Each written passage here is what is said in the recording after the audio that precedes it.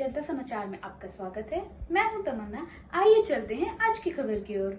केंद्र सरकार ने हर साल 25 जून को संविधान हत्या दिवस के रूप में मनाने का फैसला लिया है। 25 जून को संविधान हत्या दिवस के रूप में मनाने को लेकर भारत सरकार की ओर से एक अधिसूचना भी जारी कर दी गई है। अधिसूचना में कहा गया कि 25 जून 1975 को आपातकाल की घोषणा की गई थी। उस समय की सरकार ने सत्ता का घोर दुरुपयोग किया था। भारत के लोगों को देश के संविधान और भारत के मजबूत लोकतंत्र पर दृढ़ विश्वास है।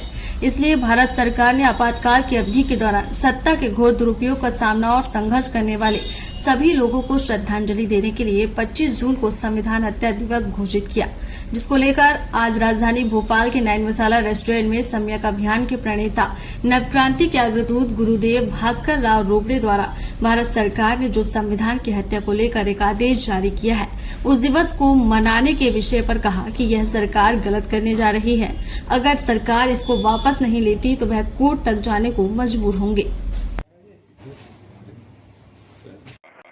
और आप जिस विषय पे चर्चा करना चाहते हैं उस विषय पर मैं बड़े विस्तार से आपसे चर्चा करूंगा। संविधान की हत्या कैसे हो रही है आप बताइए। आपको पता होगा कि गत 12 जुलाई को भारत का राजपत्र असाधारण में भारत सरकार के ओर से अधिसूचना जारी हुई है, प्रकाशित हुई है। उसमें कहा गया है 25 जून 1975 को देश में श्रीमती इंदिरा गांधी के समय में आपातकाल लागू किया गया था।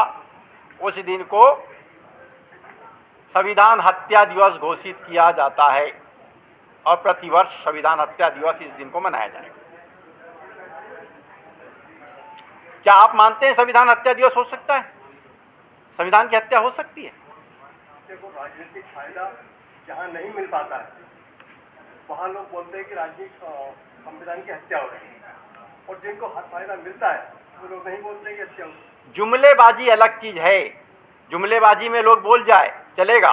भारत का राजपत्र में आई मतलब व्यवस्था हो गई, प्रावधान हो गया, नियम हो गया, कानून हो गया। क्या ये वो संभव है? बिल्कुल संभव नहीं है, लेकिन गड़े मुद्दे उखाड़ने की जरूरत क्या है? गड़े मुद्दे कौन उखाड़ रहा है? 12 जुलाई को, हाल ही में 12 जुलाई को ये प्रकाशित होता है 49 साल बाद कि संविधान की हत्या हो चुकी है। यदि संविधान की हत्या 25 जून 1975 को हो गई तो ये 49 सालों में किसके भरोसे हम चल रहे हैं?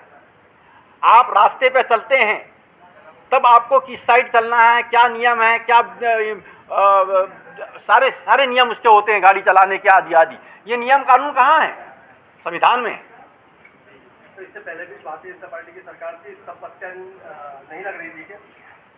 भारतीय जनता पार्टी की सरकार ने अभी 12 जुलाई को अधिसूचना जारी की है, अधिसूचना प्रकाशित हुई है, संविधान की हत्या हो गई है। वो ये बता रहे हैं कब हुई है? 49 साल पहले। आप अध्ययन कीजिए।